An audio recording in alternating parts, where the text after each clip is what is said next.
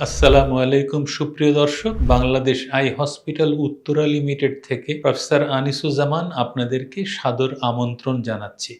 আজকে রোগীদের মাঝে একটা খুব সাধারণ প্রবণতা নিয়ে আলাপ করতে চাই। কারো চোখ লাল হলো, তিনি করেন কি, বাড়ির পাশের যে ফার্মাসিটা সেখানে গিয়ে একটা চোখের ড্রপ নিয়ে ব্যবহার করতে থাকেন। আপনি কিন্তু জানেন না কি ওষুধ আপনি ব্যবহার করছেন, এমনকি যিনি দিচ্ছেন তিনিও কিন্তু ঠিকমতো এর কার্যকারিতা সম্পর্কে জানেন না, এবং তাদের মাঝে এক ধরনের অভ্যাস দেখা যায় যে তারা সাধারণত স্টেরয়েড এবং অ্যান্টিবায়োটিকের যে কম্বিনেশন ড্রপ এটা দিয়ে থাকেন। এতে হয় কি, স্টেরয়েড কিন্তু একটা মহৌষধ, এটা সঠিক প্রয়োগে যেমন একটা ধন্বন্তরী ওষুধ হিসাবে চমৎকার উপকার পাওয়া যায়, তেমনি এটা যদি সঠিকভাবে প্রয়োগ না করা হয় সেক্ষেত্রে কিন্তু চোখের প্রেশার বেড়ে গিয়ে গ্লকোমার সৃষ্টি করতে পারে, চোখে ধীরে ধীরে ছানি পড়ে যেতে পারে, চোখের মাঝে যে শরীরের স্বাভাবিক রোগ প্রতিরোধ ক্ষমতা সেটা কমে যেতে পারে, কর্নিয়াতে ক্ষত হতে পারে, আরও চোখে নানাবিধ